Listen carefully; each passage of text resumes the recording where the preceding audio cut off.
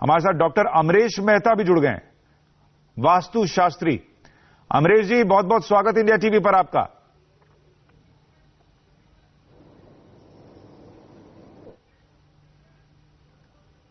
Doctor Mehta, आप सुन पा रहे हैं मुझे? देखिए, हमारे और आपके संपर्क पर भी ग्रहण लगा हुआ है, पर यह ग्रहण भी मैं ज्यादा देर टिकने नहीं दूंगा। इसको अभी खत्म करेंगे और आपसे भी बातचीत करेंगे। इंदु प्रकाश जी, जब हम ब्रेक पर जा रहे थे तो हमने चर्चा की थी कि इस ग्रहण का दुनिया की और देश की अर्थव्यवस्था पर भी कोई असर पड़ेगा क्या? क्यों नहीं।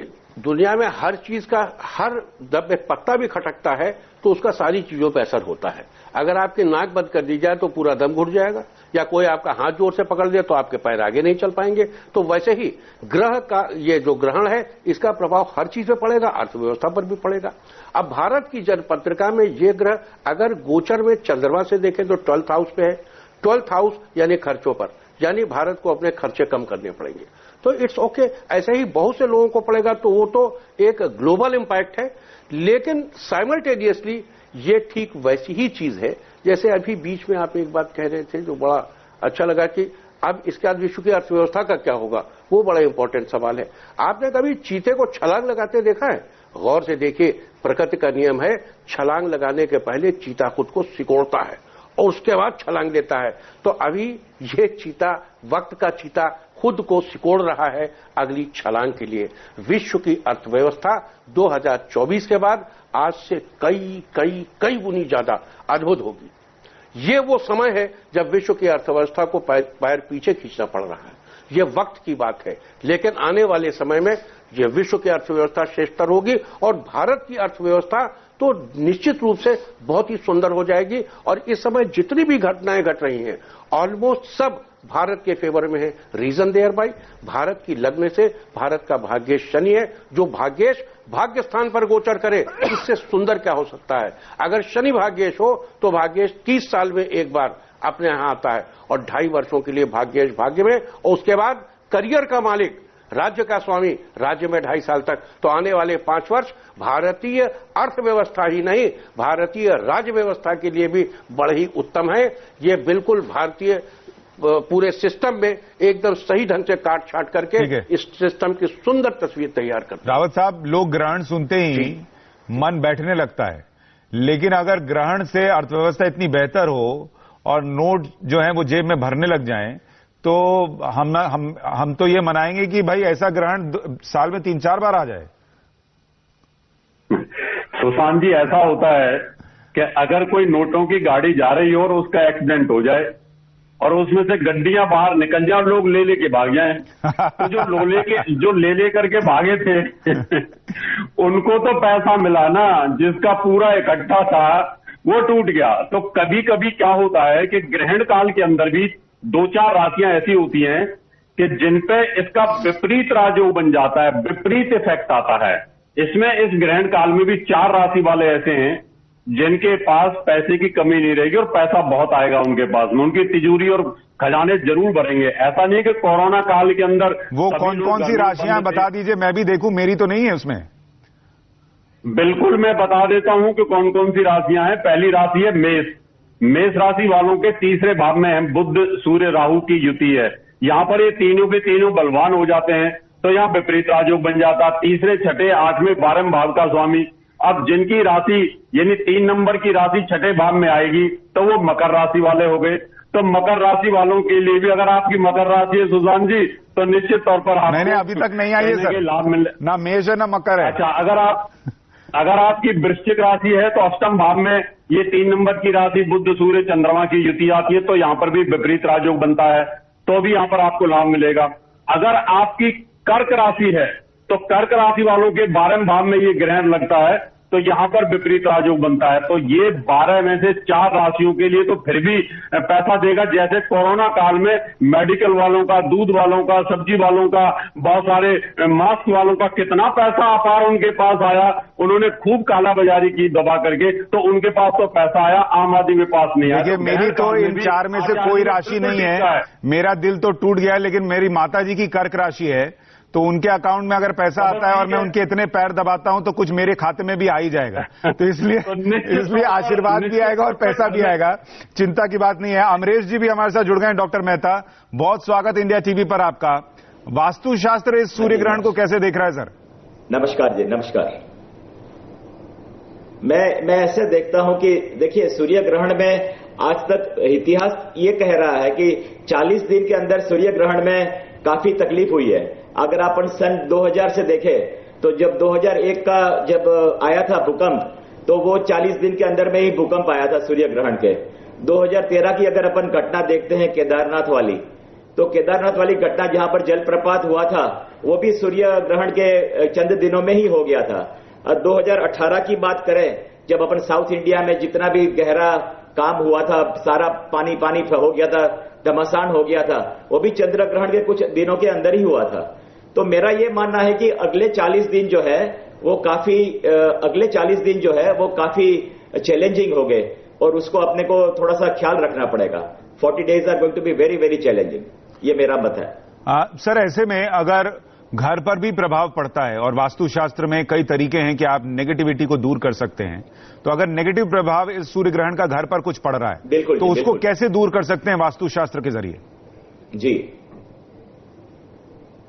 मेरा ये मानना है, आपने बहुत अच्छा सवाल पूछा, क्योंकि मैं अभी ये कहने वाला था कि जनरली अपन जब बात करते हैं मंत्रोच्चार की, तो मंत्र का काम क्या है? आपको ऊर्जा देना, लेकिन मैं ये मानता हूं कि मंत्र ऊर्जा देता है, वो टेम्पररी फेनोमिना है, मतलब वो परमानेंट इन नेचर नहीं है। जितने दिन आप करोगे मंत्र, तब तक आपका मंत्र का प्रभाव रहता है, लेकिन उसका जो रूट कोज है वो आपकी घर की एनर्जी डायनामिक्स है।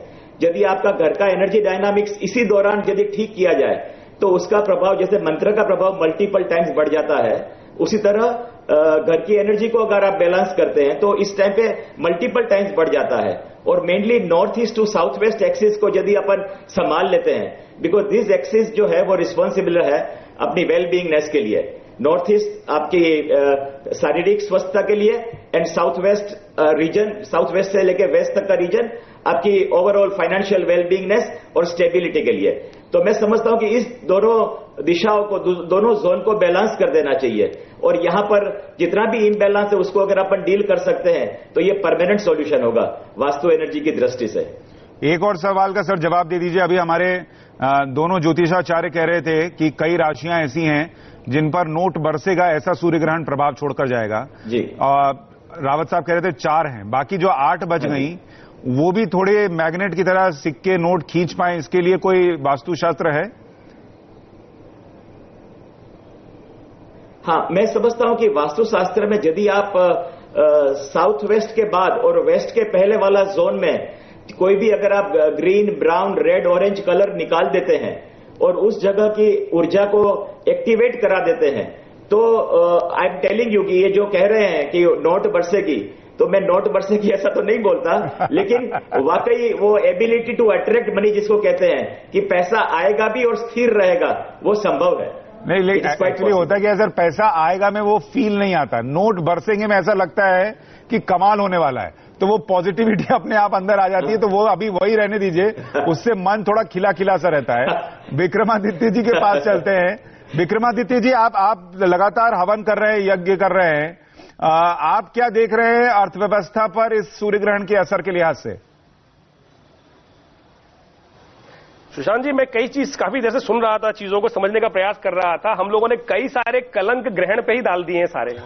हर चीज का कलंक समस्त लोग, मुझे ऐसा दिखाई देता है कि सिर्फ ग्रहण पे ही मनाते जा रहे हैं कि ग्रहण के कारण ही इस पृथ्वी पर कोरोना आया, पिछले ग्रहण के कारण से ये हुआ, पिछले कारण, ये सब हमारे कर्मानुसार होता है। इस बात को हमको समझना चाहिए। हम अपने कर्म, आज से पहले भी ग्रहण आए, हजारों साल पहले भी ग्रहण हुए, उस वक्त तो कोरोना उत्पन्न नहीं हुआ। ये हमारे की द्वारा किए गए कर्मानुसार को प्रभाव को कई गुना कर देता है। ग्रहण का प्रभाव तो पर्व, मैंने कहा भारतीय संस्कृति तो वो संस्कृति है कि जिसके अंदर सब चीज से रक्षा करने के मार्ग प्रशस्त किए गए हैं। सोचे कितना सुंदर योग भारतीय संस्कृति ने बनाया कि किस राशि के अनुसार से समझ लिया कि ऐसा प्रभाव है तो उसको बचने के लिए ये प्रभाव कर ले, ये उपाय कर ले। ऐसा नहीं है कि पूरे, देखिए सूरज निकलता है, हर जगह पर धूप एक जैसे पड़ती है, परंतु मैं कुछ ज्यादा प्रयास कर लूं तो एसी लगा लूंगा अपने घर में। एक व्यक्ति कम प्रभाव करेगा तो झुग्गी में बैठ जाएगा जाकर, एक आदमी और बढ़िया करेगा एसी प्लांट लगा लेगा। आपने बहुत अच्छे कर्म कर रखे हैं, आप लोग इस वक्त एसी बहुत बढ़िया बिल्डिंग में बैठे हैं।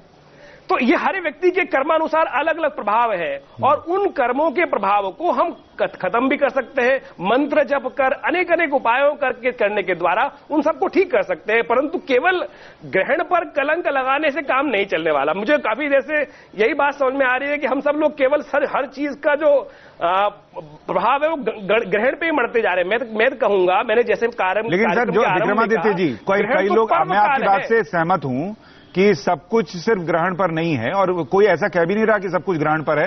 कई लोग कह रहे हैं कि इसका असर थोड़ा बहुत ऊपर नीचे हो सकता है, पर मैं ये कह रहा हूं कि अगर सब कुछ कर्म पर ही निर्भर है तो फिर लोग कहेंगे कि अभी इस ग्रहण के दौरान जो आप हवन कर रहे हैं उसकी क्या जरूरत है, फिर कर्म के हिसाब से ही चलें, हवन न करें, मंत्रोच्चार न करें। क्यों नहीं, वो भी तो सदकर्म है। सदकर्म करने का सदप्रभाव है, अशुभ कर्म करने का अशुभ प्रभाव है। यदि हमारे ऋषि मुनियों ने ग्रहण की छाया से दूर रखते हुए व्यक्ति को यज्ञ आध्यात्मिक अनुष्ठान करने के प्रेरित करने का सिद्धांत बनाया तो इसीलिए कहा ना कि उसके प्रभाव से बचने के लिए उस क्षेत्र में मत जाओ। उस क्षेत्र में जाओगे बारिश का प्रभाव वहीं पड़ेगा जो बारिश से भीगेगा, प्रत्यक्ष प्रभाव है। अप्रत्यक्ष प्रभाव भी कई प्रकार के होते हैं, उन अप्रत्यक्ष कर्मों के प्रभावों के लिए अध्ययन चाहिए। जब तक ज्योतिष विज्ञान इत्यादि ऋषि मुनियों ने अध्ययन कर वो सिद्धांतों को विकसित किया, उन सिद्धांतों के अनुसार से हम समझेंगे तो चीजें हमें प्रत्यक्ष रूप से समझ में आने का प्रयास करेगा। मंत्र का मनन करने से सद्भावना का उदय होता है और सद्भावना से आपके मनोमस्तिष्क पर एक शामक प्रभाव पड़ता है। उस शामक प्रभाव से वातावरण में भी उसका जो वाइब्रेशन का प्रभाव पड़ता है और उससे सामने वाले आपकी जो दुष्प्रभाव है वो दूर होते हैं। ये प्रत्यक्ष प्रमाणित है कि अगर आप बार बार नेगेटिव सोचते चले जाओगे तो आपके अंदर भी उन दुर्भावनाओं का बात का प्रभाव अपने अंदर आ जाएगा और सद्भावना के वातावरण में रहोगे तो सद्भावना से आपके कर्म भी सुधरेंगे और आपके मनोभाव भी सुधरेंगे। और देखिए फिर मेरे मन में एक सवाल आया और ये अच्छा है, देखिए मन में सवाल आए तो पूछ लेना, आप जैसे ज्ञानी लोगों से अच्छा है इसलिए मैं पूछ ले रहा हूं कि अगर मंत्रोच्चार से सदकर्म होते हैं और उसका अच्छा प्रभाव पड़ता है, मैं ज्यादा धार्मिक आदमी नहीं हूं, बहुत ज्यादा मंत्रोच्चार नहीं करता, पर मेरा जीवन भी ठीक चल रहा है और आप मंत्रोच्चार करते हैं, आपका भी ठीक चल रहा है। मंत्र तो एक माध्यम है ना, इसमें प्रश्न क्या है? अर्थ है क्या आप ये कहना चाहते हैं कि आप धार्मिक नहीं है तो आपका जीवन खराब होना चाहिए? मैं सनातन धर्म इतना विशाल है, उसमें आपकी भी जीवन शैली समाहित है। इस बात को समझे कि केवल सनातन पद्धति ही अकेली पद्धति नहीं है। कभी एक सनातन पद्धति, एक सद्धति, हर धर्म ने अपने अनुसार सद्भावना का प्रयोग किया। एक कम्युनिस्ट है, वो धर्म को नहीं मानता, परमात्मा को नहीं मानता, लेकिन लोगों की अच्छी सेवा करता है, सद्भाव करता है, अच्छे कर्म करता है, तो क्या उस पर दुष्प्रभाव होगा? बिल्कुल नहीं, वही प्रभाव है ना। मंत्र जो है एक अलग शाखा है और वो भी प्रभाव दिखाती है अपना। और आध्यात्मिक दृष्टिकोण से, यदि आदि भौतिक दृष्टिकोण से देखा जाए तो उसका एक अलग प्रभाव है और बहुत बढ़िया है। आज जिस पर लेवल पर हम हैं, क्या हमारे पूर्वज उस समृद्ध लेवल पे नहीं थे? उससे बढ़िया समृद्ध लेवल पे थे। अगर आप आज से 2000 पूर्व भारत का इतिहास देखें तो हम लोगों ने हर तरह का वर्चस्व प्राप्त किया, सब कुछ किया, परंतु पराधीनता के कारण से हम अपने वर्चस्व से श्रीहीन हो गए। आज के तारीख में यदि बात करें तो हर संस्कृति में अपने अपने सिद्धांत के अनुसार से उस वर्चस्व को प्राप्त करने का मार्ग प्रशस्त किया गया है। अब इस पर देखिए, इस पर थोड़ी मैं और लोगों की भी प्रतिक्रिया चाहूंगा। और देखिए अच्छा ठीक है, अभी ब्रेक नहीं ले रहे हैं। इंदु प्रकाश जी, आप जो एक तो विक्रमादित्य जी कह रहे हैं उस पर भी अपनी प्रतिक्रिया दीजिए कि क्या हमने सूर्य ग्रहण पर ही ज्यादा दोष लगा दिया है। और दूसरा मैं इसलिए पूछ रहा था कि अगर मैं मंत्रोच्चार नहीं करता हूं और वो करते हैं तो इस पे कर्म में क्या फर्क पड़ता है, क्योंकि उन्होंने कहा कर्म प्रमुख है, सूर्य ग्रहण जैसी घटनाएं प्रमुख नहीं है। तो वो इसलिए मैं कर्म का प्रभाव पूछ रहा था कि मंत्रोच्चार ही कर्म में माना जाएगा या अच्छा काम करता हूं ये कर्म में माना जाएगा। बड़ा लॉजिकल सवाल है। देखो, every logical question must be answered. हमारा जो सनातन जीवन शैली है इसमें न्याय, सांख्य, योग, वैशेषिक मीमांसा और उत्तर मीमांसा 6 दर्शन बताए गए हैं। हमारे यहां जो लोग धर्म में विश्वास नहीं करते उनके लिए भी पूरा सम्मान है, उनकी भी एक जीवन शैली है। जीवन शैली को मनुष्य की मनोदशाओं के मुताबिक बांटकर उनके लिए तदनुकूल मार्ग निर्धारित किए गए हैं। ऐसा नहीं है कि आप मंत्र नहीं पढ़ते, आप जीवन में यकीनन कोई ऐसा मंत्र जरूर पढ़ते होंगे मेरे भाई जिसे आप स्वयं नहीं जानते। मंत्र का वो स्वरूप कि अगर ओम ऐं ह्रीं क्लीं चामुंडाय विच्चे कहेंगे तो यही मंत्र है, ऐसा नहीं है। अगर आपके हृदय किसी पीड़ित और आहत मानवता के लिए करुणा है और उसके लिए आप 5 मिनट सोचते हैं तो वो भी एक मंत्र है। ये हमारी सनातन जीवन शैली है, वो भी एक मंत्र है। अगर आपके चित्त में क्षमा है, अगर आपके चित्त में मैत्री है, अगर आपके चित्त में मुदिता है, अगर आपके चित्त में करुणा है, तो निश्चित रूप से ये भी मंत्र का ही एक स्वरूप है। इसलिए ध्यान रहे कि ये इस तरीके की जो बातें हैं कि ये सब इस पर डाल दिया तो कर्म भी करना चाहिए, ज्योतिषीय वस्तुएं भी हैं, इनका भी अध्ययन करना चाहिए। अगर आपके पास समय नहीं है और लेकिन आप जीवन में सद्भावों को रखते हैं तो भी किसी मंत्र से कम नहीं है। और अगर सद्भावों को रखते हुए आप मंत्र का जप भी कर लें, अपनी स्पाइनल कॉर्ड को, ये मंत्र क्या है, देवनागरी स्क्रिप्ट के सारे लेटर्स आपकी स्पाइनल कॉर्ड के जॉइंट्स के एयर के मूवमेंट से लिए गए हैं और वो आपके ब्रेन को हिलाते हैं, आपके अंदर एटीट्यूड क्रिएट करते हैं। मंत्र कोई ऐसी चीज नहीं है जो ऊपर से उल्का पिंड की तरह आएगी और इधर से उधर नहीं। मंत्र एक समुच्चय है, it's a complete sound engineering. अगर आप इसको प्रॉपर करें, आप क्षमा, मैत्री, मुदिता, करुणा आदि सद्भावों के साथ मंत्र का भी प्रयोग करें, आपका जीवन और अच्छा हो जाएगा। चलिए इसको थोड़ा और समझेंगे सर। एक छोटा सा ब्रेक लेना है, मैं आ रहा हूं सर। एक छोटा सा ब्रेक लेना है। आपने उसको बहुत खूबसूरत ढंग से बताया कि मंत्रोच्चार भी हर किसी के लिए अपना है। जो बहुत धार्मिक व्यक्ति है उसके लिए जो शास्त्रों में मंत्र हैं वो हो सकता है, और जो बहुत धार्मिक नहीं भी है और धार्मिक होते हुए भी शायद ये कर सकते हैं आप कि अगर आप दूसरों के लिए कुछ अच्छा कर रहे हैं, कुछ भला कर रहे हैं, दूसरों के लिए करुणा का भाव मन में रखते हैं, तो वो भी एक तरीके का मंत्रोच्चार है, वो भी एक तरीके की पूजा है जो कि असर छोड़ सकती है। हम एक छोटे से ब्रेक के बाद इस बड़ी खबर पर बने हुए हैं।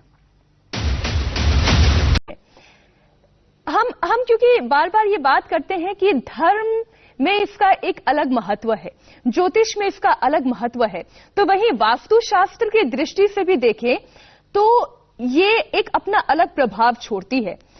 डॉक्टर अमरेश मेहता, डॉक्टर साहब, हम जब ये कहते हैं कि बाहर ना निकलें, अपनी खिड़कियों को ढक लें, कोशिश ये करें कि टीवी के माध्यम से ही हम इन तस्वीरों को देखें, तो इसका मतलब क्या है? और वास्तुशास्त्र की दृष्टि से घर के किन हिस्सों में इसका प्रभाव ना आए वो बेहतर है, जरा ये समझाएं दर्शकों को। हाँ, देखिए बहुत अच्छा सवाल पूछा है आपने। देखिए ये घर, अगर अपन सूर्य की बात करते हैं तो सूर्य का जो कॉरेस्पॉन्डिंग जोन है घर में वो है पूर्व, that is east. Generally east जब कॉम्प्रोमाइज्ड होता है तब अपन ये कहते हैं कि सूर्य की दशा खराब हो गई, या यूं कहें कि जब सूर्य की दशा खराब होती है तो जनरली मैंने ये पाया है कि कॉरेस्पॉन्डिंग जोन जो ईस्ट है आपका वो घर में कॉम्प्रोमाइज्ड होता है। तो अभी जो अपने को जो सावचेती रखनी चाहिए वो है ईस्ट और नॉर्थ ईस्ट जोन यदि अपन बराबर मजबूत रख सकते हैं तो ये जो भी इल इफेक्ट जिसको बोलते हैं, दुष्प्रभाव जो है ग्रहों का, आई मीन दिस सूर्य ग्रहण का, वो अपने पे कम या नहीं आवे। तो मेरे हिसाब से जो आपने को ज्यादा फोकस करना चाहिए वो नॉर्थ ईस्ट से ईस्ट जोन पे ध्यान देना चाहिए, तो आपका बिल्कुल अच्छे से काम हो सकता है। महंत राजूदास जी, जब मंत्र की बात चल रही थी, मैं मंत्र के बारे में मैं मंत्र के थोड़ा सा ये पहले वाली मंत्र की बात भी एक बता दूं आपको कि मंत्र जब भी अपन मंत्रोच्चार करते हैं ना तो एक उसमें एक उसको हम बोलते हैं energy and power of sound vibration, क्योंकि वो 432 हर्ट्ज पे उसमें डिविनिटी आ जाती है। देखिए मैंने मंत्र के ऊपर पूरे विश्व में 1500 से ज्यादा लेक्चर दिए हैं, तो मैं थोड़ा मंत्र के बारे में बता दूं कि मंत्र डेफिनेटली बहुत ही पावरफुल टूल है। और जब भी अपन कहते हैं कि सूर्य ग्रहण के समय मंत्रोच्चार करना चाहिए, दैट मीन्स अपन वो एक एडिशनल ऊर्जा की आवश्यकता होती है। It is like a shield, ये अपने आजू बाजू में एक किला क्रिएट करता है, अभेद्य किला। तो मंत्रोच्चार से अभेद्य किला जरूर क्रिएट होता है। साथ साथ उसी पर्टिकुलर प्लेनेट की जो जोन है, जो दिशा है, उसको भी यदि आप मजबूत करेंगे तो वो आपने परमानेंट और टेम्पररी दोनों का उपाय निकाल दिया होगा, ऐसा कहा जाएगा। महंत जी, जैसे मंत्रोच्चार की बात डॉक्टर अमरेश जी कर रहे हैं, क्या मंत्रोच्चार करना चाहिए? क्या पूजा पाठ की जा सकती है या नहीं? क्या हवन किया जा सकता है या नहीं? देखिए, अभी हम लोग अयोध्या में सरजू तट पे मौजूद हैं। आपको बैकग्राउंड देखने को मिल रहा होगा कि तमाम संत महात्मा सरजू जी की। महंत जी, हम कोशिश करेंगे एक बार दोबारा आपसे संपर्क साधें और यही सवाल लेकर मैं इंदु प्रकाश जी आपके पास आ रही हूं, क्योंकि ज्योतिष की दृष्टि से मंत्रों के उच्चारण, पूजा पाठ की विधि और जो भी आप सजेस्ट करते हैं अपने भविष्यवाणी में भी कि हम किन किन चीजों का ख्याल रखते हुए सूर्य ग्रहण के इस खगोलीय घटना का लाभ उठा सकते हैं। क्या पूजा पाठ की जा सकती है? क्या मंदिर में आरती हो सकती है? बिल्कुल बिल्कुल बिल्कुल मीनाक्षी जी, मंत्रों का जप ही सूर्य ग्रहण के समय सर्वश्रेष्ठ अवस्था बताई गई है। अगर कोई व्यक्ति ध्यान कर सकता है, इट्स वेरी नाइस, ये बहुत अच्छी बात है। कोई अगर यम नियम, आसन, प्राणायाम, प्रत्याहार, धारणा और ध्यान से होता हुआ ध्यान की अवस्था को प्राप्त हो गया है तो वो बहुत सुंदर है। Otherwise sound engineering can create, it can give you immense, आप जितना चाहें उतना आपको दे सकती है। आप ज्ञान, वैराग्य, समृद्धि जो भी पाना चाहें सब कुछ उपलब्ध है। क्योंकि और यही हमारे ऋषियों, यही हमारे मनीषियों ने जाना है। क्योंकि दिस साउंड इंजीनियरिंग जो हमारे वर्टिब्रल कॉलम से जुड़ी हुई है, जो वर्टिब्रल कॉलम के जॉइंट्स पर एयर जिस शेप में गुजरती है उस शेप पे वो केवल जो हमारे सर से होकर आई हुई जो मेरुरज्जु है उसके कुछ पार्ट्स को पकड़कर हिलाने की चेष्टा है, to create a certain attitude in the person concern. और अगर हम ये जान सके कि किस व्यक्ति को कौन सा मंत्र पढ़ना चाहिए तो ये उससे भी अच्छी अवस्था होगी, ये उससे भी अच्छी स्टेट होगी। तो किस राशि वाले को कौन सा मंत्र पढ़ना चाहिए ये सबको जानना चाहिए। मैं इसकी चर्चा अक्सर अपने शो में भी करता रहता हूं और अगर आप चाहेंगी तो यहां भी मैं उसको जरूर डिस्क्लोज करूंगा। तो जी, आप बताइए मीनाक्षी जी, क्या मुझे ये बात बतानी चाहिए? लेकिन एक बार मैं फिर से तस्वीर दिखा दूं, क्योंकि बीते 40 से 50 मिनट में जिस तरीके से सूर्य अलग अलग रूप दिखा रहा है उसकी ये अलग अलग 5 तस्वीर हम दिखा रहे हैं। आप देखिए 11:22 पर देहरादून में सूर्य किस तरीके का था। ऐसा लग रहा है जैसे आधा चांद हो। 11:35 पर ठीक कुछ उसी तरीके से गांधीनगर की भी यही तस्वीर है। 11:36 पर जम्मू में सूर्य ग्रहण कुछ ऐसा दिखाई दिया। तो वहीं पटना और जयपुर में भी तकरीबन एक जैसी तस्वीर दिखाई दे रही है। लेकिन कुरुक्षेत्र में देखिए, वो जो हम बार बार कह रहे हैं ना, ईद का चांद हो जाना, शायद वो वही कह रहे हैं। बस फर्क इतना है कि जो चांद है वो इस वक्त काला नजर आता है और जो सूर्य है वो ऐसा लगता है कि जैसे मानो बस एक पतली सी रेखा हो। और रिंग ऑफ फायर की हम बार बार बात कर रहे हैं। अब ये देखिए, ये अलग अलग इलाकों से आई हुई 8 तस्वीरें देखिए। मुंबई में तो इसका असर कुछ कम नजर आता है, लेकिन उसके अलावा आप लखनऊ, जम्मू, गांधीनगर, पटना, कुरुक्षेत्र के अलावा आप अगर इन सभी तस्वीरों को, अमृतसर और देहरादून की तस्वीरों को देखें तो यहां पर तकरीबन पूरा असर इस सूर्य ग्रहण का दिखाई देता है। और हम बार बार इसे रिंग ऑफ फायर कह रहे हैं। 900 साल के बाद ये एक अद्भुत संयोग है जो ये हम देख पा रहे हैं। ये दुर्लभ है। ये वो अद्भुत अंगूठी आप देख रहे हैं, आकाश में जैसे मानो एक अंगूठी सी चमक रही हो, जो ये तस्वीरें बयां करती है। जी आचार्य जी, अपनी बात कहें। हाँ, तो जो मंत्रों की बात हो रही थी, तो उस सिलसिले में मुझे ये कहना है कि हर राशि वाले व्यक्ति को अपने अपने जो फेवरेट देवता हैं उन देवता की उपासना करनी चाहिए। देखो, मंत्र तो पढ़ने चाहिए, इनएविटेबली सबको पढ़ने चाहिए। Everybody should recite mantra during this surya grahan. तो सूर्य ग्रहण के दौरान जब भी ग्रहण हो आप मंत्रों का ऊंची आवाज में उच्चारण करें।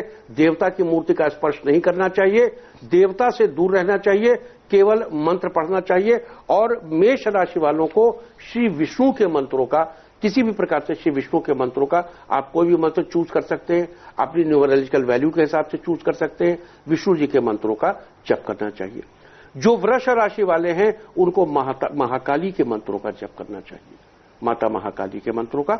मिथुन राशि वालों को, और वैसे इस समय आपको बता दूं, जो ग्रहण का संयोग है, तो इस संयोग में जहां गुरु और शनि दोनों वक्री हैं, तो और मिथुन राशि के जस्ट पहले वाली राशि में पड़ रहा है, तो वृष राशि वालों को अवश्य माता महाकाली को और भैरव जी को स्मरण करना चाहिए।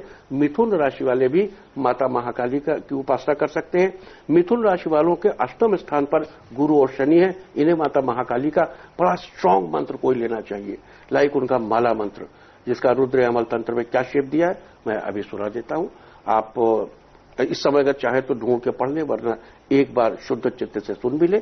मंत्र है ओम ह्रांग ह्रीं कालिके घोर दृष्टे रुधिर प्रिय रुधिर पूर्ण वक्त्रे रुधिराव तस्तनी मम सर्व शत्रुन खादे खादे हिंस हिंस मारे मारे भिंद भिंद छिंद छिंद उच्चाटे उच्चाटे विद्रावे विद्रावे शोषे शोषे स्वाहा रांग रीं कालिकाय मदी शत्रुन सम्मर्दे स्वाहा ओम जय जय किर किर किट किट कट कट मर्द मर्द मोहे मोहे हर हर मम रिपूर्ण ध्वंस ध्वंस भक्ष भक्ष त्रोटे त्रोटे यातुधानिका चामुंडा सर्वजानान राजपुरुषान स्त्रियों मम वश्यम कुरकुरु अश्वान गजान दिव्य कामिनी पुत्रान राजस्यम देहि देहि नूतनम नूतनम धान्यम धनम यक्षम रक्षाम छांग छिंग चोंग चैंग चौंग च स्वाहा।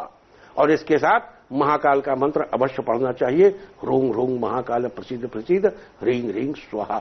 और ये मैं चर्चा सिर्फ इसलिए कर रहा हूं क्योंकि मिथुन राशि, वैसे सभी राशियों के हम मंत्र कोट कर सकते थे, लेकिन मिथुन राशि में ही चूंकि ग्रहण पड़ रहा है। और इस समय अभी देखिए 2 दिन पहले मणिपुर में बीरेन्द्र सिंह जी की सरकार जाते जाते बची और उनकी राशि मिथुन ही है। अच्छा, ये दिलचस्प है क्योंकि हम इस विषय पर भी बात करेंगे कि ये कुर्सियों का जो खेल है उस पर सूर्य ग्रहण का किस तरीके से असर होता है, और अगर वाकई में किसी देश की भी एक राशि, पहले हम राशियां कंप्लीट कर लेते हैं मीनाक्षी जी, फिर उसकी चर्चा। मैं दोबारा लौटूंगी। तो कर्क राशि वालों को नारायण, अच्छा आप अपनी बात पूरी करें। अच्छा ब्रेक लीजिए नहीं आप अपनी बात पूरी कर लीजिए। कर्क राशि वालों को नारायण के मंत्रों, जी कर्क राशि वालों को नारायण के मंत्रों का जप करना चाहिए। सिंह राशि वालों को हनुमान जी की, कन्या राशि वालों को माता भुवनेश्वरी की उपासना करनी चाहिए। तुला राशि वालों को दुर्गा जी का कोई मंत्र चूज करना चाहिए। वृश्चिक राशि वालों के लिए बहुत बहुत इंपॉर्टेंट है, उन्हें भगवान शंकर की उपासना से लक्ष्मीम सुमुखीम प्रददाति शंभो, भगवान शंकर की उपासना करनी चाहिए। धनु राशि वालों को गायत्री मंत्र का और सूर्य के किसी और मंत्र का अवलंबन करना चाहिए। मकर राशि वालों को दुर्गा मंत्रों का, और कुंभ राशि वालों को माता महाकाली के मंत्रों का, और मीन राशि वालों को बजरंगबली हनुमान के मंत्रों का या मंगल ग्रह के मंत्रों का जप करना चाहिए। जी उम्मीद करता हूं कि मैंने समय से अपनी बात खत्म कर ली मीनाक्षी जी, ताकि आप समय रहते ब्रेक ले सके। ब्रेक के बाद हम लोग फिर चर्चा नहीं अभी आचार्य जी ब्रेक का समय नहीं है, क्योंकि हम चाहते हैं कि इंडिया टीवी के दर्शक बिना ब्रेक के लगातार आप लोगों की बातें भी सुन सकें और वो तस्वीरें भी देख सकें जो शायद वो अपने घर बैठे नहीं देख सकते हैं, लेकिन इंडिया टीवी के माध्यम से वो आप लोगों की इतनी अच्छी बातें भी सुन पा रहे हैं, उसे अपने जीवन में उतारने की समझ भी डेवलप कर रहे हैं और साथ ही इन तस्वीरों को भी देख रहे हैं। स्वामी राजेश्वरानंद जी, हम जैसा कि अलग अलग राशियों में इसके प्रभाव की बात कर रहे हैं, लेकिन धर्म और विज्ञान जो है आपस में एक दूसरे से जुड़ा हुआ है, ये अलग नहीं है, लेकिन इसके बावजूद कुछ लोग इसे अलग अलग दृष्टि से देखने की कोशिश करते हैं। जब हम धर्म की बात करते हैं तो धर्म में इस तरह की खगोलीय घटना, क्योंकि हम ये कह रहे हैं कई सालों के बाद आई है, ये लोगों के जीवन में किस तरीके का प्रभाव डालेगी, और ये रिंग ऑफ फायर के बारे में धर्म में क्या कहा गया है? ये जो ग्रहण है, जैसे आपने बताया 900 साल के बाद ऐसा ग्रहण जो देखने मिल रहा है, धर्म की जब बात की तो धर्म में यही कहते हैं कि जो ये ग्रहण है इसका शास्त्रोक्त रूप से मंत्र जाप, दान, जप, तप, इसकी सब विधि विधानें बताई गई। जैसे अभी आचार्य जी ने सभी राशियों के विविध अलग रूप से मंत्रों का जाप बताया गया, मगर शायद कई लोगों को पता नहीं कि मैं किस तरह मंत्र जाप करूं, क्या नहीं करूं। तो उनके लिए सर्वश्रेष्ठ अभी आप देख रहे हो कि सूर्य और चंद्र की जो ग्रहण काल की युति चल रही है, उसमें राहु और केतु 2 ग्रह जो है उसी रूप से अपने आप में ग्रहण बनता है। तो सामान्य रूप से गायत्री मंत्र का जाप करे। धर्म के अंदर ये भी बताया गया है कि किसी को कुछ भी नहीं आता हो तो कम से कम गायत्री मंत्र का जाप करे। अगर उससे थोड़ा सा अधिक जाना है तो गायत्री मंत्र से लेकर के सूर्य का जाप करे, क्योंकि अभी जो रिंग ऑफ फायर जो बन रहा है, यानी कि सूर्य दब चुका है, चंद्रमा जो है पूर्ण रूप से उसके साथ थोड़ा सा अपने आप में रिंग या छल्ले के रूप में सूर्य को दिखाया जाता है। यानी कि दोनों ग्रहों का जो जाप धर्म में भी यही बताया है, क्योंकि ज्योतिष भी एक धर्म का ही अंग है और उसमें कोई अलग कर ही नहीं सकती, क्योंकि ये साइंस है। साइंस को धर्म के साथ अगर जोड़ा जाए तो उसमें पूर्ण रूप से देखा जाए तो साधक कई साधना करते हैं, कई मंत्र जाप करते हैं और धर्म की हर गतिविधियों को लेकर के श्रद्धा, समर्पण और विश्वास के साथ ग्रहण को भी एक पूजन का अंग मान लेते हैं। ये धर्म ये कहता है। जी राजू दास जी, अगर आप तक मेरी आवाज पहुंच रही, क्योंकि पिछली बार जब हम बात कर रहे थे तो थोड़ा ये ब्रेक हो गया था, आवाज कट गई थी।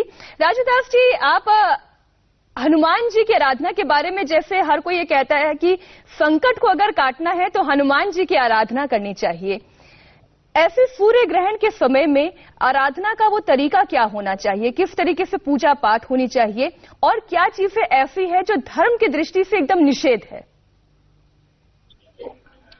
देखिए, पहले तो आपके चैनल के माध्यम से पूरे देश को दिखाना चाहूंगा कि मैं इस समय सरजू तट पे हूं और सरजू तट पे तमाम संत महात्मा जो ध्यान मग्न हैं और लगातार अपने आप को लीन है भजन पूजा पाठ में। देखिए, विज्ञान की दृष्टि से, धर्म की दृष्टि से दोनों संभव है। बिना विज्ञान का धर्म नहीं और बिना धर्म का विज्ञान नहीं। जो व्यक्ति कहता है धर्म कुछ नहीं है, विज्ञान सब कुछ है, वो मूर्ख हैं। और मैं अयोध्या हनुमानगढ़ी से जुड़ा हुआ हूँ जहाँ पे हनुमान जी का साक्षात वास है। इसके नाते इस समय में मैं भक्तों से यही प्रार्थना करूंगा, विनती करूंगा कि जो भी भक्त हैं, अगर कुछ भी नहीं जानते हैं, थोड़ा भी बहुत उनके पास अभी समय है, यह 10:31 से लेकर और 2:04 तक, इसके बीच में हनुमान जी का जप करें, हनुमान चालीसा का पाठ करें, हनुमान जी का ध्यान करें, जिससे हनुमान जी और सूर्य नारायण भगवान संकट कटे मिटे सब पीरा, जो सुमिरे हनुमत बलबीरा। हनुमत बलबीरा जी, एक छोटे से ब्रेक के लिए हमें रुकना होगा और हम फिर लौटेंगे। डॉक्टर अमरीश जी से भी ये जानेंगे कि क्योंकि कई लोग ये मानते हैं कि इस ग्रहण का असर जब खत्म हो जाए तो हमें घर की शुद्धि भी करनी चाहिए।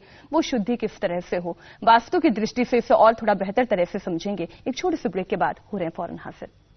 लेकिन उससे पहले, क्योंकि हम वास्तु की बात कर रहे थे और हमने ब्रेक पे जाने से पहले हमने यही बोला था कि क्योंकि सूर्य ग्रहण का असर घर के अलग अलग कोने पर अलग अलग तरीके से होता है, जीवन पर अलग अलग तरीके से होता है, तो डॉक्टर अमरीश जी ये जरा समझाएं कि जब ये सूर्य ग्रहण अपने चरम पर है तो हमें किन बातों का ख्याल अपने घर में रखना चाहिए?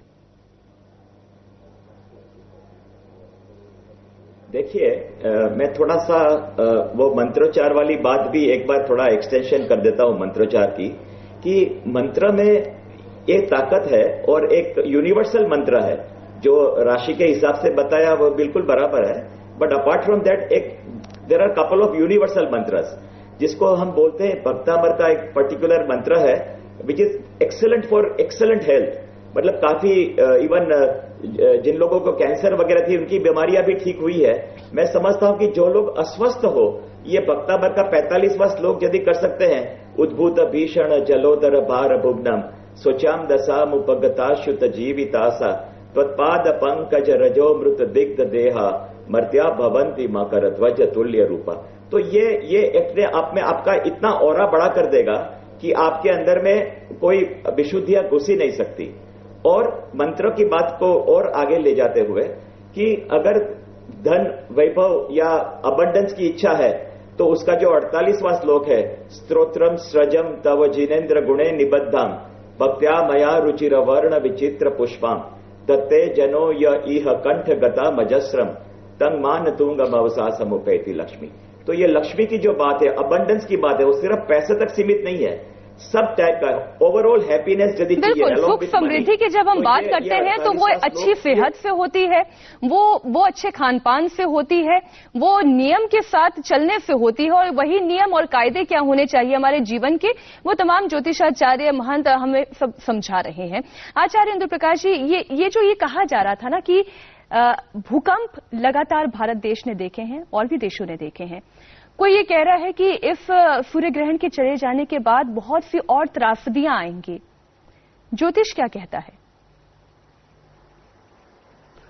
देखिए मीनाक्षी जी, जब 3 प्लैनेट्स की गुरुत्वाकर्षण शक्ति एक दूसरे की लाइन में आएगी तो जो नेचुरल आपकी नॉर्मल जो रूटीन लाइफ की गुरुत्वाकर्षण शक्ति है उसमें कुछ डिस्टरबेंस होगा।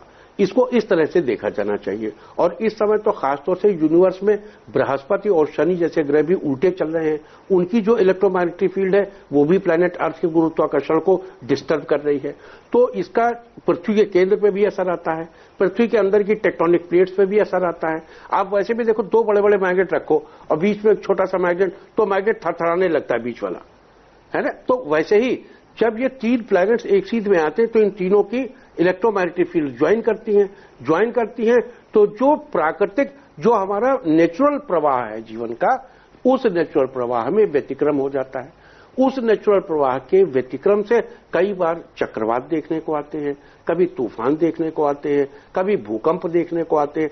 ये सामान्य बात है, ये कोई ऐसी बात नहीं है जिससे कोई हमें डर जाना चाहिए, हमें डरना नहीं चाहिए। हमारे यहां क्यों कहा गया, देखिए भारतीय मनीषा इतनी प्रगल्भ थी कि सब लोग मंत्र पाठ करो, क्यों?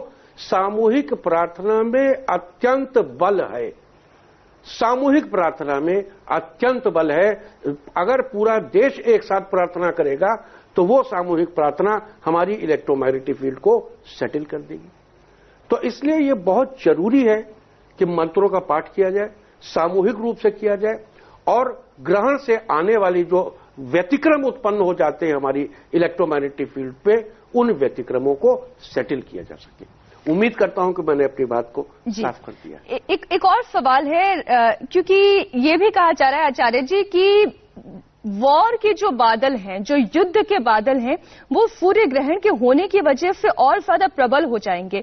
तो इनका आपस में कोई कनेक्शन है या फिर ये परिस्थिति ऐसी है जो ग्रहों की चाल की वजह से आई है? देखिए, नेचर में जो कुछ भी हो रहा है सबका एक दूसरे से अन्योन्याश्रित संबंध है। प्रकृति में जो कुछ भी घटित हो रहा है, देखिए जो ऋत्विक है, जो इस ऋत का स्वामी है, जो इस रिदम का स्वामी है, उस परम पिता को ये सब मालूम है कि कब यहां पृथ्वी इसके सामने आएगी, कब ग्रहण पड़ने वाला है, और अकॉर्डिंगली उसके संदर्भ में तमाम घटनाक्रम घटित होने लगते हैं, उनकी भूमिकाएं बनने लगती है। अभी आप पिछले 2 महीने में देखो भारत में कितने भूकंप आए। लग रहा था कि मदर अर्थ एक सस्पेंशन क्रिएट कर रही है कि कोई बड़ा भूकंप ना आ जाए। ये पृथ्वी जो हमारी माता है, ये छोटे छोटे बहुत से भूकंपों में उसने बांट दिया उसे। तो इससे ये सब चीजें काउंट करती है, और ये चीजें हमेशा, ये जो हमारी मनीषा ने बताया है, जो हमारा सनातन वांग्मय बताता है, जो हमारे साधु संत जिसकी अनुशंसा करते हैं, हमारे तमाम साधु इस समय जल में स्नान क्यों करना चाहिए, क्योंकि H2O हाइड्रोजन हमारे कॉस्मोस का सबसे बड़ा क्लींजर आयन है। तो ये सारे फैक्ट्स हैं। और अभी जो युद्ध के बादल मंडराने की आप बात कर रही हैं, स्वाभाविक है, चीन का अपना समय पूरा हो चुका है। 247 बिफोर सेंचुरी, ये देखिए, भी हमने आपको एक रिसर्च हमने की थी। ये मैकगिल यूनिवर्सिटी के professor Robin D.S. Yeats quote करते हैं प्रोफेसर जेफरी रीगल को, जिन्होंने चीन के डॉक्टर यून के साथ मिलकर के ये रिसर्च दी थी कि 247 बीसी में चीन प्रांत में ली सू नाम का व्यक्ति जब यिनजेंग बना, और उसने चीन के चिन, झाओ, वेई, हान, चू, येन और ची को मिलाकर मौजूदा चीन का साम्राज्य का गठन किया। उस समय के संस्थापना की ज्योतिषीय गणनाओं को अगर किया जाए तो अब चीन के टूटने का समय आ गया है, अब चीन के बहुत से पार्ट्स में बढ़ जाने का समय आ गया है। तो अब वही है कि जब इसकी तो शहर के समय भागता है, विनाशकाली विपरीत बुद्धि। अगर वो भारत से युद्ध करना चाहता है, आचार्य जी, अब जो मौजूदा प्लेनेटरी सिचुएशन है, चीन की परिस्थिति तो क्या होगी, ये भविष्य के गर्भ में है और दुनिया देखेगी भी, लेकिन अभी की जो तस्वीर है वो अद्भुत है। अबू धाबी से आई हुई ये 2 तस्वीरें हैं। पहली तस्वीर जब सूर्य ग्रहण लग रहा था, जब धीरे धीरे चंद्रमा और पृथ्वी और सूर्य के बीच आ रहा था, तब ये तस्वीर देखिए। ऐसा बाएं तरफ से धीरे धीरे सूर्य को ढकता हुआ चंद्रमा नजर आता है। तो वहीं अब दूसरी तस्वीर देखिए, अब धीरे धीरे चंद्रमा सूरज को पूरी तरीके से उससे अलग हो चुका है, उसकी छाया से हट चुका है और अब सूरज एक बार फिर से चमकता हुआ नजर आ रहा है। बहुत थोड़ा सा असर अब इस सूर्य ग्रहण का दिखाई दे रहा है। स्वामी राजेश्वरानंद जी, जो हम बार बार ये कह रहे हैं कि क्या सूर्य ग्रहण का असर प्रकृति पर पड़ता है, और अगर ये पड़ता है तो ये भी कहा जा रहा है कि मॉनसून जो है अब वो शायद कुछ अलग तरीके का अपना रंग दिखाएगा। कई इलाकों में हो सकता है बारिश ना हो और कई इलाकों में तो ऐसी परिस्थिति होगी कि तूफान के बादल मंडराएंगे।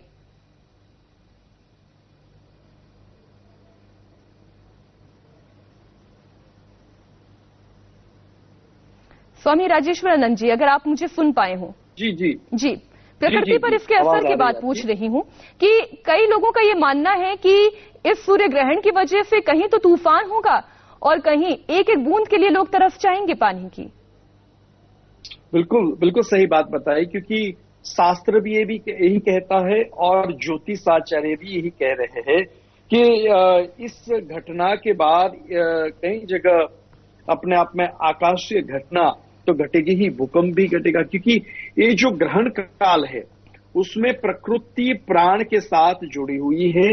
ये प्रकृति और प्राण को अलग नहीं कर सकते। धर्म ये कहता है, आध्यात्मिक जगत भी यही कहता है कि जीवन के अंदर अपने आप में कितनी भी घटनाएं है, जो घटना आकाशीय घटना में घटी हुई है वो पूर्ण रूप से उस घटना को लेकर के हम बात करें तो इसकी घटना का एक्शन और रिएक्शन हमारे समाज में आएगा ही आएगा। कई जगह अपने आप में हम देखेंगे तो पूर्ण रूप से इस बात को लेकर के हम देखते हैं तो पूर्ण रूप से कई जगह बारिश भी आ रही है, कई जगह बारिश कम हो रही है, और इस बात को जब हम कार्य पद्धतियों में देखेंगे तो प्रकृति को पूर्ण प्रभाव पड़ेगा। जी, डॉक्टर अमरीश, जब मैंने सूखे पर अपनी रिपोर्ट तैयार की थी तब कई सारे वैज्ञानिकों से मेरी चर्चा उस दौरान हुई थी और उस चर्चा के दौरान ये समझ में आया था कि ऐसा नहीं है कि भारत देश में बारिश बराबर नहीं हो रही है, बारिश हो रही है और जितना पानी आना चाहिए उतना पानी भी आ रहा है, लेकिन दिक्कत ये है कि वो अनइवन है। कहीं पर अच्छी होती है तो कहीं पर बहुत ज्यादा होती है और कहीं पर बिल्कुल ही नहीं होती है, जिसमें महाराष्ट्र भी एक ऐसा राज्य है जो सूखे से बहुत ज्यादा ग्रसित होता है। अगर हम प्रकृति पर इस सूर्य ग्रहण की छाया की दृष्टि से बात करें तो आप किस तरीके से इसे देखते हैं? देखिए, मेरा रवैया जो है वो एक एनर्जी डायनामिक्स का है। मैं समझता हूं कि एक बुनियादी तौर पे अगर आप भारत का पूरा नक्शा देखेंगे तो उसका जो एनर्जी फ्लो, जो स्थापित एनर्जी एक्सेप्टेबल जो फ्लो है कि आपका नॉर्थ ईस्ट नीचा होना चाहिए या साउथ वेस्ट ऊंचा होना चाहिए, वो उससे बिल्कुल विपरीत है। तो इसका मतलब यह है कि चैलेंजेस तो हमेशा आती रहेगी। सवाल यह है कि क्या अपन इसको बैलेंस कर सकते हैं क्या? तो इसका जवाब है एक्चुअली अपने को सब कलेक्टिव माइंड इसमें यूज करना चाहिए। बिकॉज जैसे अपने बॉडीज के जब चक्रास इम्बैलेंस होते हैं तो बॉडी खराब हो जाती है, तो उसके चक्रास बैलेंस होते हैं। उसी तरह कोई भी एक भवन का चक्रास इम्बैलेंस हो जाता है तो भवन में खराबी होती है। उसको यदि हम बैलेंस कर सकते हैं विदाउट एनी स्ट्रक्चरल चेंज, तो क्या अपन ये भारत को एक पूरा खंड समझ के क्या उसके अपन चक्रास आइडेंटिफाई नहीं कर सकते क्या? अगर वो चक्रास आइडेंटिफाई किया जाए और उसको यदि एक्टिवेट किया जाए तो मैं समझता हूं कि ये जो कुदरती विपदा है उसको तो आप रोक नहीं सकते, लेकिन आप अपने आप में ज्यादा सक्षम बन सकते हो क्योंकि आपके चक्रास बैलेंस होंगे, आपके वाइटल पॉइंट्स बैलेंस होंगे। तो मैं समझता हूं कि अपने को ये डेफिनेटली ये इस दिशा में ध्यान देना चाहिए जिसपे अपन एक्चुअली बहुत ज्यादा ध्यान नहीं दे पा रहे हैं। अच्छा डॉक्टर अमरीश जी, आप बहुत बड़ी बात कह रहे हैं। जैसे योग और ध्यान के जरिए हम अपने शरीर के चक्र को बैलेंस करते हैं, जो 7 चक्रों की आप बात कर रहे हैं। योग और ध्यान के जरिए हम अपने शरीर के चक्र को जैसे बैलेंस कर सकते हैं, मन आत्मा शरीर के बीच में एक सामंजस्य स्थापित कर सकते हैं, वैसे देश के चक्र क्या होंगे और ये कैसे, मतलब इसे ढूंढा जाएगा, कैसे आइडेंटिफाई किया जाएगा? देखिए, इसके आइडेंटिफाई का तरीका है, जैसे हम लोग इवन 1-1 लाख स्क्वायर फीट बिल्डिंगों का चक्रास आइडेंटिफाई कर लेते हैं, उसका ब्रह्मस्थान आइडेंटिफाई कर लेते हैं, उसके एक स्थापित रूल्स हैं, तो उसके गैजेट्स आते हैं। आप उस गैजेट से कोई भी भवन की अगर स्कैनिंग करेंगे तो आपको चक्र का लोकेशन पता चल जाएगा। उसी तरह ये एक बड़ा भवन ही है, समझ लीजिए भारत खंड जो है इट्स अ बिग एंटिटी। उस एंटिटी की भी बाउंड्री है, जिसकी बाउंड्री है उसका आप चक्रा निकाल सकते हो, ढूंढ सकते हो, वाइटल पॉइंट जिसको बोलते हैं। डॉक्टर अमरीश जी, माफ करिए मैं आपको बीच में रोक रही हूं, क्योंकि ये जो 3 तस्वीरें हैं ना, ये बहुत अद्भुत तस्वीरें हैं, ये दर्शकों को देखनी चाहिए। आप देखिए अबू धाबी, जहां पर सबसे पहले पूर्ण सूर्य ग्रहण दिखाई दिया, अब वहां पर सूर्य एकदम उजला हुआ, जिसे कहते हैं ऑरेंज, नारंगी रंग का गोला एक नजर आ रहा है। अबू धाबी में सूर्य ग्रहण लगभग खत्म हो चुका है। तो वहीं एक और ये तस्वीर, ऐसा लग रहा है घना अंधेरा छाया हुआ है और बस हल्की हल्की उजली किरण बादलों के पीछे से झांकती हुई नजर आएगी। और कौन ये कहेगा कि ये दिन का समय है और सूरज ने चांद को ढका हुआ है, बल्कि ये तो तस्वीरें ऐसी लगती है देखकर कि मानो कोई चांदनी रात हो जहां पर चांद आधा नजर आ रहा हो। कोलकाता की ये तस्वीरें हैं, भरी दोपहरी में रात का एहसास है ये, और अंधेरे में जैसा कि मैं कह रही थी कि वो चांदनी रात से नजर आ रही थी कि जब चांद अधूरा होता है और उसके सामने से बादल गुजरते हुए जाते हैं, हल्की हल्की मध्यम रोशनी सी नजर आती है। और अब ये दूसरी तस्वीर देखिए, अलग अलग अद्भुत तस्वीरें हैं। यहां पर सूर्य अपनी पूरी ऊष्मा के साथ नजर आ रहा है, आकाश में चमकता नजर आ रहा है। लेकिन जब और ज्यादा आप ध्यान केंद्रित करते हैं तब ये पता चलता है कि चांद ने तो सूरज को ढक रखा है। अबू धाबी में सूर्य ग्रहण का असर तकरीबन खत्म होने को आया है, और वहीं काठमांडू और लखनऊ की भी अलग अलग तस्वीर देख रहे हैं हम। आचार्य जी, हम जब बात कर रहे थे, आप ये कह रहे थे कि अलग अलग देश की भी एक अलग अलग स्थिति होती है और उसी के हिसाब से सूर्य ग्रहण हो या चंद्र ग्रहण हो या कोई भी खगोलीय घटना होती है, उस देश पर उसका असर पड़ता है। भारत देश की अगर स्थिति की हम बात करें तो आने वाले समय में ये सूर्य ग्रहण किस तरीके के असर दिखाएगा? देखो, बात केवल ग्रहण की ही नहीं है, आकाश में 9 ग्रह और हैं। सूर्य ग्रहण तो केवल सूर्य, चंद्रमा और पृथ्वी के एक संयोग के कारण पड़ा। तो एग्जैक्टली केवल एक सूर्य ग्रहण को ही आप आधार बना के कोई प्रेडिक्शन नहीं कर सकते। आपको यह भी देखना पड़ेगा गुरु कहां है, शनि कहां है, बुध कहां है और चंद्रमा कहां है, और भी प्लैनेट्स आपको देखने पड़ेंगे। लेकिन जिस समय ये सूर्य ग्रहण पड़ रहा है, यह बात महत्वपूर्ण है कि ये 2 नक्षत्रों में है। मृगशिरा नक्षत्र से शुरू होकर आर्द्रा नक्षत्र में समाप्त हो रहा है। ये एक इंपॉर्टेंट फैक्टर है। इसके जिस समय घटित हो रहा है उस समय गुरु भी वक्री है, उस समय शनि भी वक्री है, और तो और भोग विलास, ऐश्वर्य, सौंदर्य, एस्थेटिक्स और इलेक्ट्रॉनिक्स का देवता शुक्र भी वक्री है। बुद्धि, वाणी, चातुर्य और जीवन में जो कुछ भी विपणन, जो भी जीवन का व्यापार है, उसका स्वामी बुध भी वक्री है। तो राहु और केतु तो हमेशा वक्री रहते हैं, बाकी 4 ग्रह और वक्री होने से ये जो आकाशीय संसद है ये इस तरफ इंडिकेट कर रही है कि ये ग्रहण अत्यंत महत्वपूर्ण है। इसके नतीजों को सावधान होकर देखना चाहिए और भविष्य का मार्ग सम्यक रूप से प्रशस्त करना चाहिए। ये एक बहुत ही जरूरी और एक बहुत ही इंपॉर्टेंट फैक्टर है।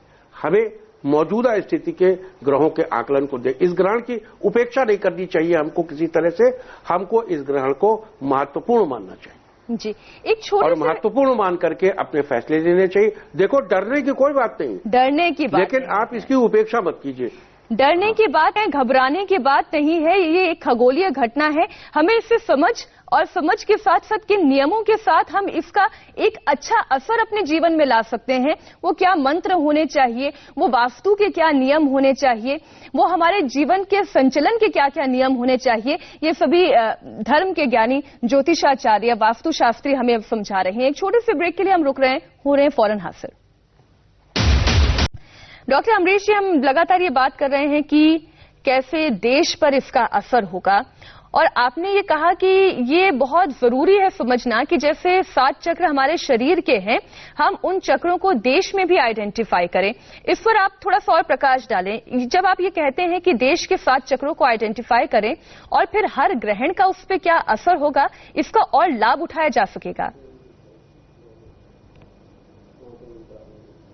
हाँ, देखिए, मैं ये कहना चाहता हूं कि ग्रहण के प्रभाव अच्छे या बुरे को आप डायरेक्टली रोक नहीं सकते, या वो उसका कितना प्रभाव होता है वो भी एक मैटर ऑफ डिबेट और डिस्कशन है, वो रिसर्च का सब्जेक्ट है। लेकिन मैं ये जानता हूं कि यदि आपकी इंटरनल सिस्टम मजबूत होगी तो कोई भी टाइप का आप पे एग्रेशन होगा वो आपको उसका असर आप पे आने नहीं देगा। जैसे हम कोई भी भवन को मजबूत कर देते हैं उसके चक्रास को बैलेंस करके हुए, उसी तरह अपन अगर भारतवर्ष के भी चक्रास आइडेंटिफाई कर सके, जो कि पॉसिबल है, संभव है, क्योंकि अपने पास सारे मापदंड हैं, तो अगर उसको आइडेंटिफाई करके अगर गवर्नमेंटल हेल्प मिल जावे, उसको एनर्जी बैलेंस करने के मेरे पास पूरे स्ट्रक्चर्ड पेपर बनाया हुआ है, मैंने पूरा रिसर्च पेपर तैयार करके रखा हुआ है कि अगर ये सब सारी जगह पे अपन एक्टिवेट कर देते हैं तो वो एक डेफिनेटली अभेद्य किला क्रिएट करेगा। क्योंकि अगर हमने आज तक हजारों इमारतों को अभेद्य किला करा के बेनिफिशियल कन्वर्ट कर दिया है, उनको प्रॉफिटेबल यूनिट बना दिया है, तो भारतवर्ष को क्यों नहीं कर सकते? वो बिल्कुल संभव है। All we need is will. अगर अपने में एक पॉलिटिकल विल है, एक आइडिया को इंप्लीमेंट करने की तैयारी हो, लेट अस एग्जामिन कि ये कैसे हो सकता है। इसीलिए मैंने कहा कि एक कलेक्टिव माइंडसेट की आवश्यकता है। अगर अपन सब लोग मिलके इसको एक बार पेपर पे समझने की कोशिश करें तो ये 100% संभव है। और मैं समझता हूं कि नेक्स्ट स्टेप जरूर ये, क्योंकि ये विज्ञान है और विज्ञान और धर्म और वास्तु एक दूसरे से जुड़ा हुआ है। आचार्य विक्रमादित्य जी भी अब हमारे साथ जुड़ गए हैं। आचार्य विक्रमादित्य जी, जो डॉक्टर अमरेश कह रहे हैं, क्या ये संभव है कि हम भारत देश के भी उन चक्रास को आइडेंटिफाई करें, और जैसा कि ये कहा जा रहा है कि बुरा असर तो होगा, और जहां पर बुरा असर है हम उसे कम कर सकते हैं, जहां अच्छा असर है हम उसे और बेहतर कर सकते हैं, तो क्या ये संभव है? देखिए, अध्यात्म विज्ञान के अनुसार से अनादिकाल से ही इसकी व्यवस्था की गई। हमारे जितने मंदिर प्रतिष्ठित हैं, जितने देवालय हैं, वो सब के सब उसी वास्तु के अनुसार से बनाए गए, उन्हीं स्थानों पर बनाए गए जिन विशेष स्थानों पर इसका प्रभाव होता है। अब कुरुक्षेत्र इत्यादि जो स्थान है, मतलब हरिद्वार आप मान के चले, अहमदाबाद, जो स्थान मुख्य तरफ बनाए गए, सप्तपुरिया इत्यादि मुख्य स्थान जो बनाए गए, वो उन्हीं वास्तु निर्देशनों को समझते हुए उन्हीं पॉइंट्स पे बनाए गए कि जहां पर इन सब क्षेत्रों पे ज्यादा प्रभाव होता है, ज्यादा शामक प्रभाव होता है। और उन स्थानों पर जाकर चिंतन करने से, अध्यात्म का करने से, हरिद्वार इत्यादि जगह, देखिए नासिक, हरिद्वार, इन सब जगह में जाके स्नान करने से विशेष तौर पर बड़े बड़े मेलों का आयोजन उस रूप से किया गया कि सबका प्रभाव शामक हो। ये व्यवस्था अनादिकाल से शास्त्रों में की गई थी, और वही उसी का प्रतिपालन करते हुए भारतीय संस्कृति में हम सब लोग उसका अनुग्रह करते आए हैं और उसका लाभ लेते आए हैं। और हम सब लोगों ने ये ग्रहण ऐसा तो है नहीं कि पहली बार पढ़ रहे हैं, हर वर्ष अनादिकाल से पढ़ते आए हैं। और भारतीय विज्ञान में आप ये सुने, पाश्चात्य विज्ञान ने तो अभी कुछ वर्ष पूर्व ही ये बता पाए कि पृथ्वी गोल है। उससे पहले तो यही हर धर्म के अनुसार से अनेक धर्म उन्होंने बताया कि कोई कैसा चक्कर है, और शायद इसी तो आचार्य विक्रमादित्य जी चमत्कार कहेंगे कि केदारनाथ में जब इतनी भीषण त्रासदी आई, जब पूरी की पूरी केदार घाटी से इस त्रासदी में बह गई, तब केवल वो केदारनाथ का मंदिर वहां पर अडिग रहा, अटल रहा।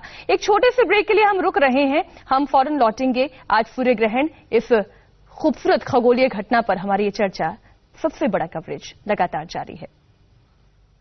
के हरे रंग को लेकर भारतीयता में डूब जाना चाहता हो, मुंबई में भी कमोवेश वैसी ही तस्वीर है। सुबह 10:50 पर जयपुर में सूरज ऐसा दिख रहा था जैसे कोई आसमान में से कोई एक आंख हो और वो देख रही हो। सुबह 11:20 पर देहरादून में देखिए जैसे चांद जो है वो हल्के नारंगी रंग का हो गया हो। फिर धीरे धीरे आप देखिए बढ़ते बढ़ते देश के अलग अलग हिस्सों में कैसी तस्वीरें हैं। 12:05 पर गांधीनगर में देखिए बिल्कुल सूरज को जैसे चांद ने ढक लिया हो। और दिल्ली में देखिए, देश की राजधानी है लेकिन सबसे ज्यादा नखरे यहीं पर सूरज ने दिखाए, और चांद जो है वो ऐसा लगा जैसे सूरज को ढक ना पाया। इसलिए दिल्ली के लोग निराश ना हों, भले यहां पर बादल है, सूरज ढका हुआ नहीं दिख रहा, सूर्य ग्रहण का असर उतना नहीं दिख रहा, लेकिन आप मुंबई को देख सकते हैं, आप गांधीनगर को देख सकते हैं, देहरादून को देख सकते हैं, जयपुर, जम्मू की खूबसूरत तस्वीरें देख सकते हैं। थोड़ी आहें भर सकते हैं कि काश यहां भी ऐसा होता तो हमने भी देखा होता, लेकिन हालांकि नंगी आंखों से न देखें तो ज्यादा बेहतर है। लेकिन इतना जरूर है कि अगर आप देख रहे हैं तो किसी प्रोटेक्शन के साथ देखिए, और देखते देखते भी ये बात ध्यान रखिए कि ये सूर्य ग्रहण कहता क्या है। अब सूर्य ग्रहण कहता क्या है, इसके भी अलग अलग रूप हैं। साइंटिस्ट कुछ और कहते हैं, जो ज्योतिषाचार्य हैं वो कुछ और कहते हैं, और हमारे साथ कुछ मेहमान जुड़ गए हैं। आचार्य इंदु प्रकाश ज्योतिषाचार्य लगातार हमारे साथ बने हुए हैं। साइंटिस्ट रिंटू नाथ हमारे साथ जुड़ गए हैं, और डॉक्टर अमरेश भी हमारे साथ बने हुए हैं, वास्तुशास्त्री। रिंटू जी, बहुत स्वागत इंडिया टीवी पर आपका। ये जो पूरी घटना हम देख रहे हैं उसे हमने ज्योतिष शास्त्र, वास्तुशास्त्र के हिसाब से समझा, लेकिन विज्ञान इसको कैसे देखता है और क्या मानता है? विज्ञान के हिसाब से सूर्य ग्रहण हो या जो चंद्र ग्रहण हो, इसमें एक साइंटिफिक रीजन है और ये नेचुरल फिनोमेना है। एवरी ईयर सूर्य ग्रहण होता है और चंद्र ग्रहण होता है। तो इसमें जब जो अर्थ जो है, जो सन और अर्थ के बीच में जब मून आ जाते हैं तब ये सूर्य ग्रहण दिखते हैं, और जब मून और सन के बीच में आ जाते हैं तब चंद्र ग्रहण दिखते हैं। तो ये नेचुरल फिनोमेना है, हर साल होता है, और एक साल में मिनिमम 2 सूर्य ग्रहण होता है और मैक्सिमम